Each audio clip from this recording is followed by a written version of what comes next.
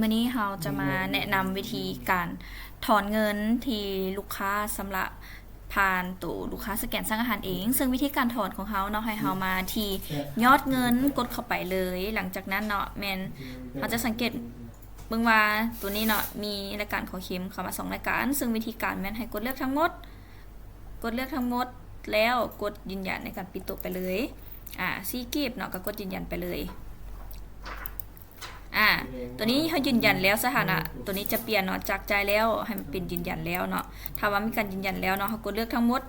สังเกตเบิ่งว่ารายการเคลมตัวนี้จะสามารถกดได้เนาะกดเข้าไปเลยกดยืนยันถือว่าสำเร็จเนาะเพื่อห้องขอของถอนเงินเนาะก็คือเราสามารถเบิ่งอยู่รายการกำลังเคลมตัวนี้ได้เลย